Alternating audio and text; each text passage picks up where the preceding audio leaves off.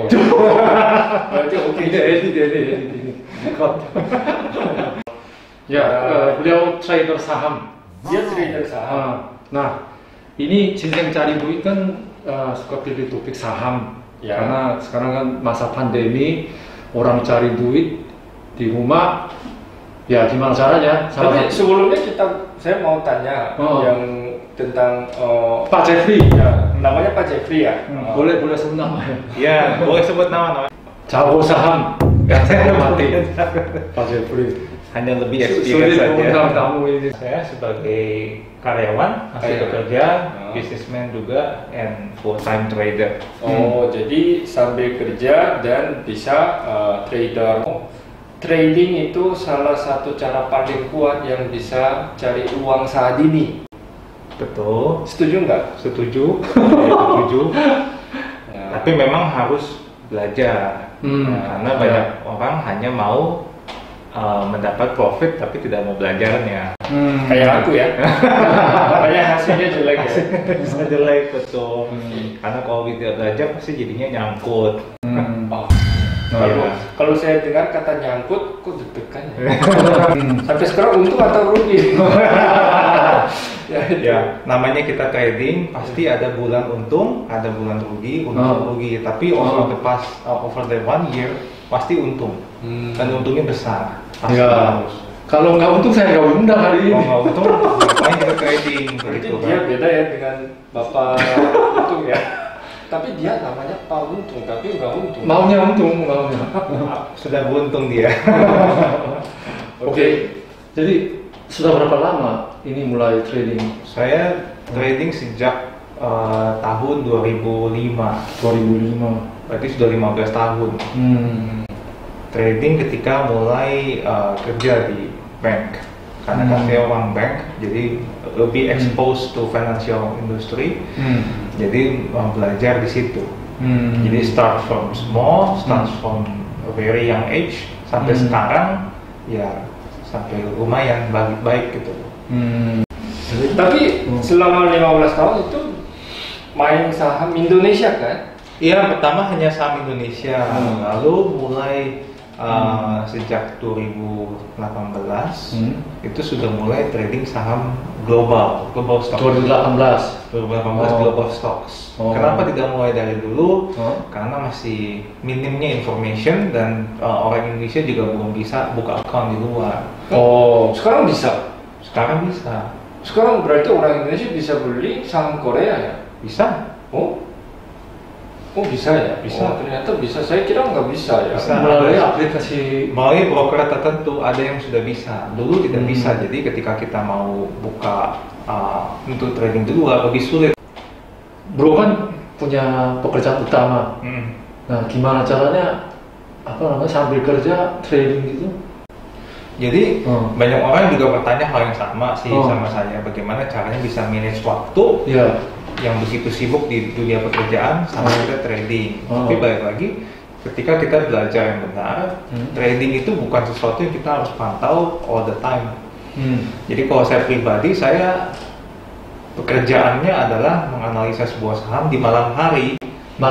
Sebelum saham itu buka besok paginya, saya sudah analisa untuk melihat mana yang layak untuk dibeli. Berdasarkan technical analysis, berdasarkan fundamental analysis. Lalu di pagi harinya, ketika saya beli, ya saya masuk. Dan saya akan review minimal sehari sekali saja sebelum tutup market. Jadi besoknya pun akan seperti itu. Saya lihat sekali, 2 kali, masih sesuai dengan plan, masih saya hold. Kalau sudah waktunya saya jual, kalau belum waktunya saya jual, saya tidak jual, saya hold. Dengan demikian tradingnya santai sekali. Santai. Berarti selama jam kerja nggak beli jual, nggak beli? Enggak. Beli hanya sekali 2 kali, maybe 5 minutes, udah. Lalu review lagi mungkin jam 3, jam 2. Gitu. Besoknya demikian kita ulangi lagi. Berarti nggak ada pengaruh ke? Tidak ada pengaruh sama pekerjaan.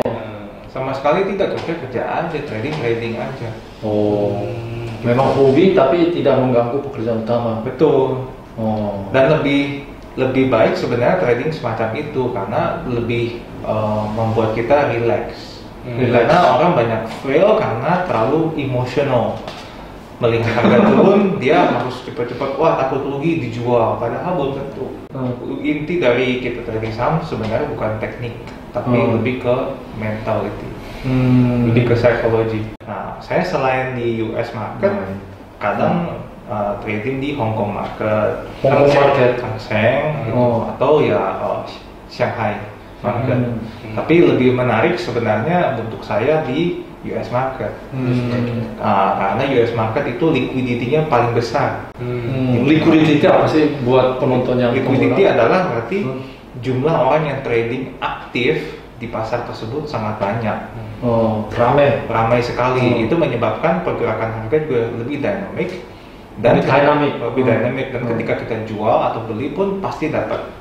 Lawannya betul. Ketika kita beli kan harus ada yang jual. Demikian pula sebaliknya. Kalau di market yang liquidity-nya kecil seperti Indonesia, terkadang ketika kita mau jual nggak ada yang mau beli. Demikian kita mau beli, tapi nggak ada yang jual, akibatnya harganya naik terus. Buat pemula ya, untuk trading saham, paling penting apa menurut Bro? Paling pertama adalah belajar teknik, of course, ya kan? Teknik. Kita harus belajar mengenai cara membaca analisa perusahaan, laporan keuangan, bisnis model, ya. Lalu basically fundamental analysis. Habis itu baru kita belajar how to see the market through technical analysisnya. Technical analysis itu maksudnya yang kita lihat grafnya. Kita lihat grafiknya. Grafik itu bukti nyata dari sebuah gerakan saham. Ketika kita belajar fundamental itu hanya belajar melihat fakta perusahaan adalah seperti ini. Perusahaannya bagus, perusahaannya kurang bagus. Kita lihat keuangan. Tapi tidak selalu dibuktikan dengan harga saham yang bagus juga. Ya kan kita sering melihat perusahaannya bagus, sahamnya jelek. Dan demikian sebaliknya. Dan itu yang kita harus mengerti bahwa tidak selalu itu berhubungan langsung. Jadi kita pun harus mengerti bagaimana kita belajar secara fundamental untuk memilih saham yang baik dan juga technical analysis untuk memilih kapan waktu untuk membeli, kapan waktu untuk jual. Karena kan kita trading, bukan invest jangka panjang. Kalau invest jangka panjang kita tidak perlu technical analysis. Yang penting perusahaan bagus, beli, diamkan saja 10 tahun, 15 tahun. Jadi trading itu seberapa sering Bro jual beli saham? Trading ya setiap hari pasti ada transaksi antara beli ataupun jual. Tapi yang tadi saya bilang tergantung kebutuhan saat itu harus dijual ataupun ditahan. Kalau memang harus dijual, harus saya cut loss atau harus saya take profit, ya saya take profit. Take profit maksudnya ambil untung. Karena ada kalanya kita tidak boleh too greedy. Sudah untung cukup baik dan memang sudah sesuai dengan kita punya trading plan, kita harus take profit. Ketika kita mencoba mungkin masih bisa naik lagi, kita tahan, besoknya jatuh. Ya itu yang sering terjadi kan. Gitu. Saya salah semua ya berarti. Saya jangka panjang. Saya sekarang pegang 5 tahun gitu. Pertama kita belajar fundamental dan teknik ya. Tapi yang paling penting adalah sebenarnya basic dari diri kita sendiri. Kita mau menjadi apa? Menjadi diri investor, kita sendiri. Kita mau menjadi trader karena approach-nya akan berbeda. Ketika mau menjadi investor ya kita harus berpikiran untuk jangka panjang, maka harus melihat perusahaan ini baik atau buruk. Tapi ketika kita hanya trader, kita harus disiplin. Ketika kita beli dan memang salah pilihan kita, harus out. Ketika orang merasa aduh takut sayang uang, lalu kita tahan, berarti kau sudah tidak konsisten. Tidak terlatih. Iya, dan itu tidak disiplin dan itu akan mengakibatkan kita nyangkut maksudnya ya kena rugi tapi nggak bisa keluar. Iya betul, dan kita tahan terus akhirnya lama nggak balik harga sahamnya. Betul, sama seperti contoh kita ambil real example, orang yang beli saham sejak let's say Januari 2020 itu kan pada masa baik ya, masa tinggi-tingginya. Lalu ketika COVID semua hancur. COVID ya, corona kan di bulan Maret semua saham hancur. Kalau orangnya tahan sampai sekarang pun dia belum balik. Harganya masih jauh di atas. Tapi kalau orang yang trading dia akan cut loss ketika sudah mengalami kerugian. Lalu ketika nanti COVID sudah mulai membaik di bulan Maret akhir, orang sudah mulai beli, itu cuannya bisa berkali-kali lipat. Ujung-ujungnya dia lebih cuan, lebih untung ketimbang kalau dia dulu menahan-nahan. Jadi kerugian sesaat yang dia alami ditutupi oleh keuntungan berkali-kali lipat yang diambil setelahnya. Jadi itulah membedakan orang yang mau disiplin apa tidak. Memang benar sih, yang saya juga pegang saham ya. Pas mulai corona jatuhnya gitu kan. Everywhere in the world semua sama. Saya tahan, nggak bisa jual karena itu sayang banget. Setelah ini sahamnya ya setelah ketemu lantai bottom naiknya udah berapa kali lipat kalau dibandingkan dengan harga yang paling rendah, udah 2 kali 3 kali. Betul. Nah padahal saya masih rugi. Betul. Jadi tinggi sekali.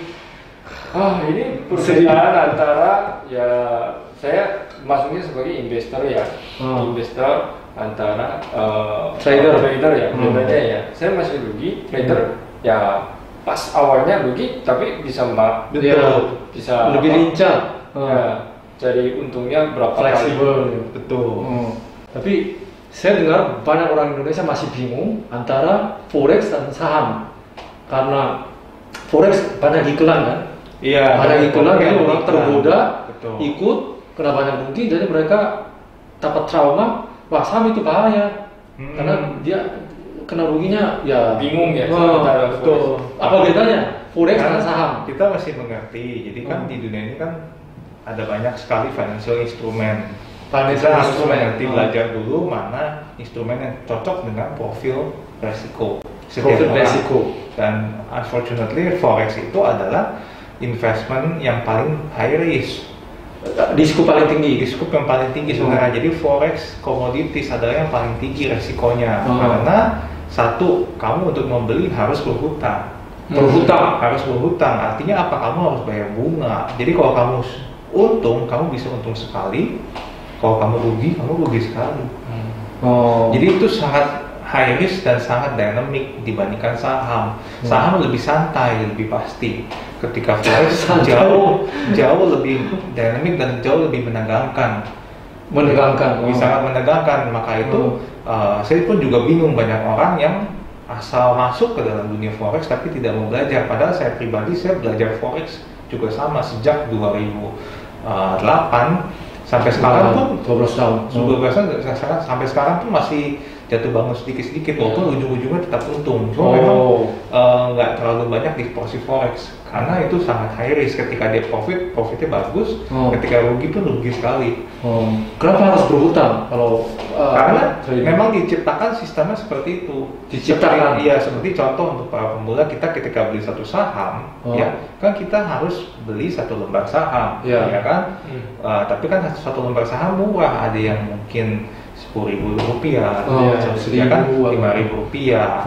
Nah, ketika kita beli mata uang, satu unit yang kita beli itu harus 100.000 US dollars equivalent. 100.000 US dollar, $1,5 miliar kan nggak mungkin semua orang bisa punya. 1,5 miliar dari mana?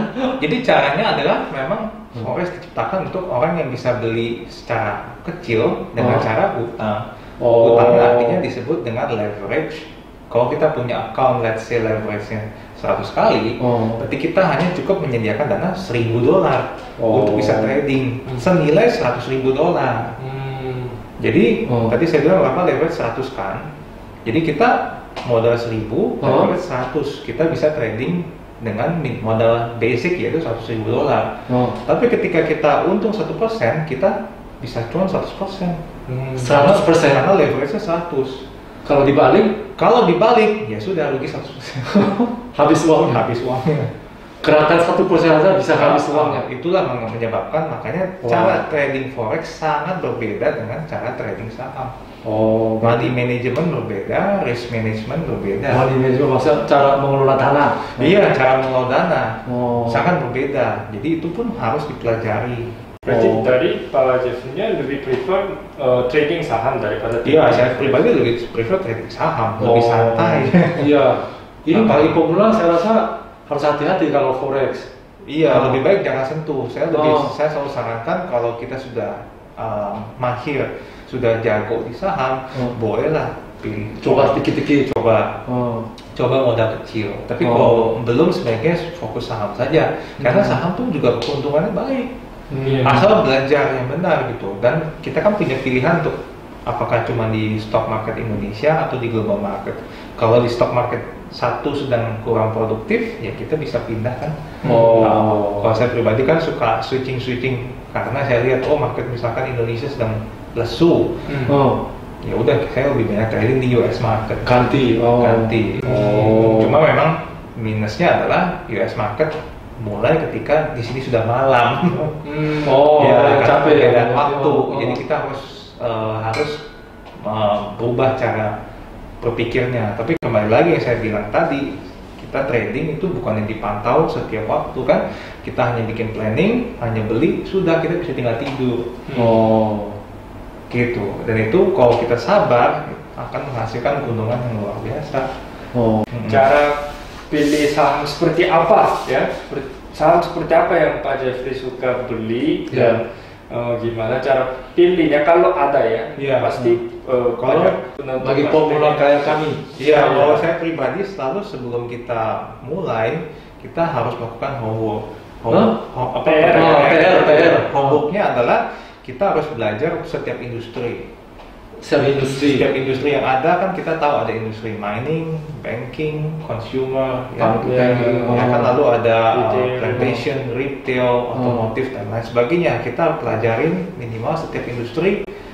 SWOT analysis, what is the strength, weakness, opportunity, threat, kita harus ngerti kan dia punya prospek bisnis, prospek bisnisnya apa, lalu resiko dia di tengah kondisi seperti ini apa, lalu apa efeknya dalam hal dia punya government regulation. Jadi kalau seperti sekarang Omnibus Law sudah disahkan, industri mana yang akan mendapatkan benefit? Jadi dari situ kita bisa belajar, industri yang ini menarik, ini kurang menarik. Nah dari industri itu kita breakdown lagi ke bawah, saham-sahamnya apa saja. Kita pilihlah yang top 10. Top 10 dari apa? Dari well-known company-nya. Kita tahu apa company-nya apa tidak. Well-known company? Yang perusahaan terkenal ya, kita cari perusahaan yang pakai bahasa Indonesia. Susah saya. Seperti biasa Anda bukannya orang asing. Lebih sulit. Jadi ketika kita sudah bisa breakdown, kita pilih itu saham-saham yang baik. Ya saya hanya fokus trading saham di itu saja. Jadi saya akan punya list, let's say setiap industri 5 saham atau 10 maksimum. Jadi saya akan memiliki total mungkin 100 perusahaan yang saya setiap hari liatin satu-satu, analisa mana yang baik untuk masuk. Jadi saya tidak akan masuk ke perusahaan-perusahaan yang saya nggak kenal. Berapa jam sehari bro? Kalau sudah terbiasa untuk menganalisa teknikal secara sekilas, paling cuma butuh 10 menit. 10 menit langsung beli saham. Bukan, saya bisa gitu. bikin planning bahwa ini mungkin kemungkinan besok akan naik. Ini kemungkinan saya bisa beli. Oke, saya cat gitu. Jadi ketika besok pagi perdagangan buka, saya kembali lihat ke chart, lihat apakah masih konsisten dengan saya punya analisa tadi malam. Ternyata masih bagus, saya masuk. Kalau tidak bagus, tiba-tiba kemarin hijau, hari ini terlalu jatuh sekali, berarti kan dia punya analisisnya patah. Berarti saya nggak jadi masuk. Asumsi-asumsi yang kemarin bro patokin, bandingin sama pergerakan saham hari ini misalnya. Betul. Jadi kan stock market kan sangat dynamic. Jadi kalau misalkan tidak cocok dengan kita punya planning dan itu membahayakan untuk potensinya, lebih baik kita jangan masuk. Kan ada istilah bandar saham, betul. Emiten masing-masing. Emiten itu sebutan dari perusahaan. Perusahaan yang terdaftar di bursa. Betul. Nah itu bandar itu siapa ya? Bandar itu kan sebuah sebutan untuk big players, ya kan, pemain besar yang memang menguasai dana besar dan dananya cukup untuk menggerakkan harga saham. Jadi bandar itu ya bisa institutions, bisa juga institusi seperti reksadana, betul, seperti aset manajemen, seperti sekuritas, dana pensiun, dan nanti dana asuransi. Dan soon Indonesia kan menciptakan sovereign wealth fund. Sovereign wealth fund itu apa ya?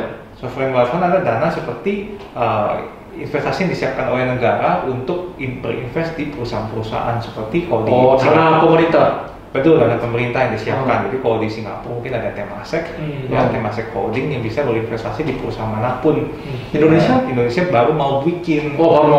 Nah, itu kan akan potensi menjadi big players.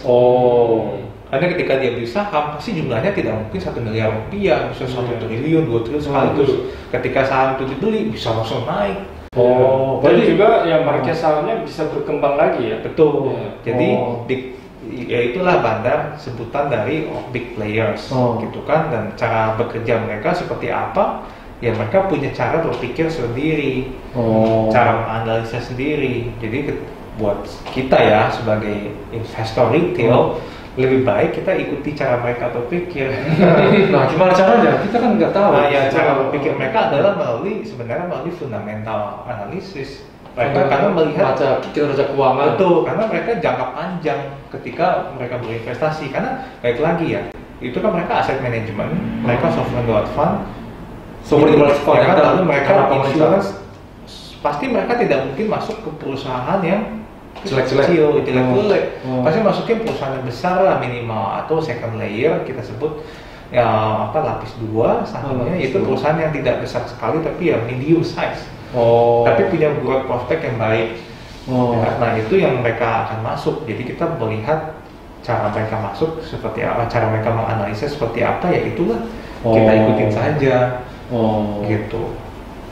Kalau itu misalnya saya punya asetnya 100 ya. 100 berapa nih? 100 juta. Iya, berapa aja ya. Persentasinya ya, 100 persentasi ya.